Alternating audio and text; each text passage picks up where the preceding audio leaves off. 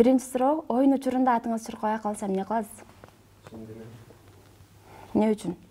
Чуркап айтса, эми табы келбей калса, бир аз чындыгы атты сабап алабыз. Эмесин ойготуп, чувстволорун ойготуп берет. Азаматсыз интервью учурунда сизден көбүнчө эмнени сурашат? Көбүнчө эмне болуп улакчы болдуң эле, кантип улакчы болдуң эле, каяка тартасың, каяка тартып жүрдүң эле, көбүнчө ошол суроолор көп берилет да. Каяка тартасың деген. 10 жылдан кийин Көкбөрүнү кандай элестетесиз? 10 жылдан кийин Көкбөрүнү бир чоң деңгээлде жана футболдун аренасында элестетем. Кудай буюрса ошол даражага жетип деп ойлоп атам. Анткени азыр Көкбөрүбүз өсүп келе атат.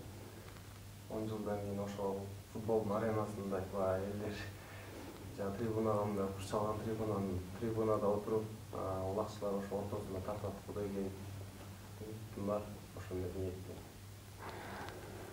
Сонун улактан тышкары футболго кызыгат экенсиз, кайсы командага жан тартасыз жана жактырган оюнчуңуз ким футбол тарабында?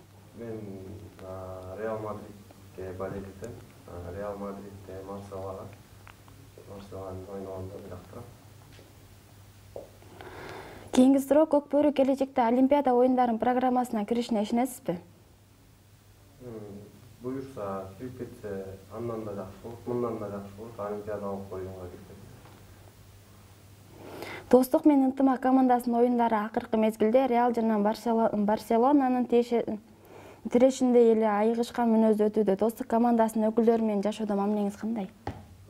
Бул спортто албетте баарыбыз бири-бирибизге атаандашпыз, мындайча айтканда соперниктербиз, бирок оюн учурунда эле, оюн бүткөндөн кийин кадимгидей баягы жүз көрүшүп жүргөн балдарбыз, баарыбыз бири-бирибизге эч кандай бир эмебиз жок, чогуу эми албетте спортто боло берет, коюп кетет, чаап кетет, тийип калат.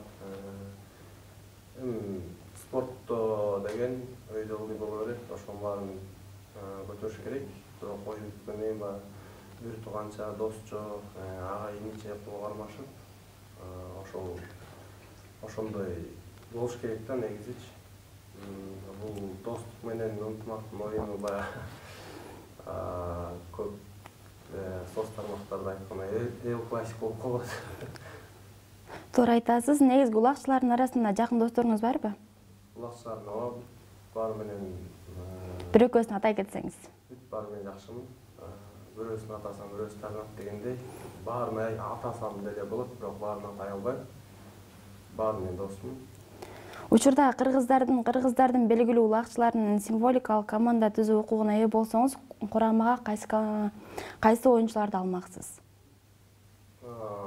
Тренер катары болсомбу? Ооба. Эми азыр оюн өсүп атпайбы, балдардын деңгээли өсүп атат.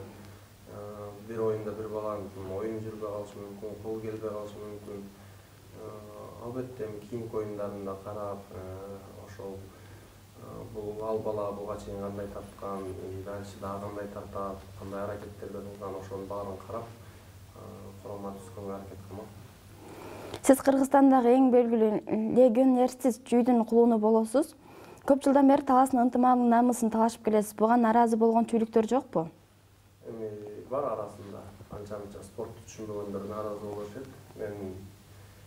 Бул менин жүрөгүмдө нерсе, бөлүнбөш керек дегенчи. Мен анткени бул Кыргызстан бир кичинекей эле алакандай жерибиз, элбиз. Ошонун ичинен албетте бул спортто күчтүн баары бир командада болсо анда ал оюндун эмеси болбой калат да, кызуусу болбой калат, оюндун кызуусу жүрбөй калат. Ушул күчтүү балдар Кыргызстандын ичинде болуп аткандан кийин ар кайсы Нарын, Ош, Жалал Абад ошоктарга келишимдерин түзүп, ошолор менен ойноп, ошолорго да салымын кошо берсе болот го деп ойлойм. Ошол спортты түшүнбөгөн адамдар ал бөлүнүп жарыла берет, кишини бөлүнүп жарат, элдин ортосунчу. Бу жерде мен таласка тартканым, мен Талас Кыргызстанда, Кыргыз Республикасы, Талас областы эле бул. Чүй областы, ошондой эле көп Ысык көл областтары бар. Ошолордун арасында тарта берсе болот го деп ойлойм.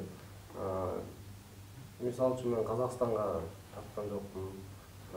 Казакстан менен келип кыргыздарга против ойногон жокмун. Кыргыздар менен кыргыздар эле ойноп атабыз. Бул жерде эч кандай бөлүнбөш керек деп ойлойм да, мен оюм ошондой. Жаңы сезондо сизди башка команданын курамына көрүп калышыбыз мүмкүнбү? Жок.